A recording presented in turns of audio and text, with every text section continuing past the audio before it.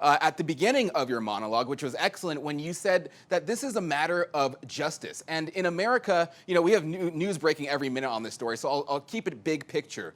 But when in America did justice mean taking one person's allegation at face value and using that to tear down a man? It is not just to tear down Judge Brett Kavanaugh based on one sole accuser. And the fact that the left now has all of a sudden changed the rules to say that this is credible because one person said it, I think is abominable. I think that it says a lot about the left that they would use Christine Blasey Ford, they would use her as a prop, which is exactly what they're doing. They are using her as a prop for a political objective, and it's just, I mean, the fact that they're saying we are strong, we stand with women, we stand with the accused, meanwhile using her for political purposes, I really find disgusting. I do as well. I mean, I cannot get past the fact that Senator Feinstein knew about this for 2 months. She chose not to say anything. This is literally what the hearings in the Senate are for. If you do not do your due diligence and bring these things up in the hearings, then you lose your privilege of asking Kavanaugh about these things. This is a political attack against Kavanaugh, against the Trump administration. If there's proof of wrongdoing, I'm happy to listen to that. There has been no proof other than this allegation, John.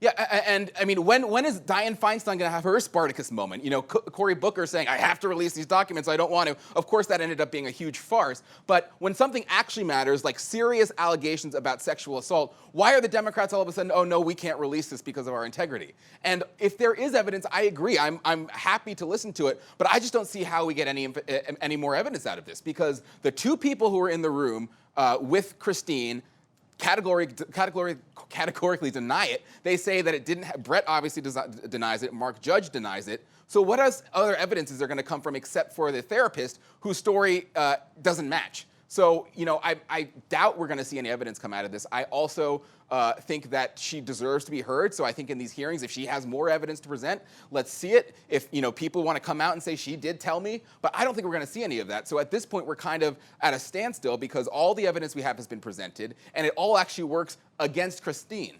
Right. And this is, I agree with Senator Lindsey Graham. I know that's not something that I say too often.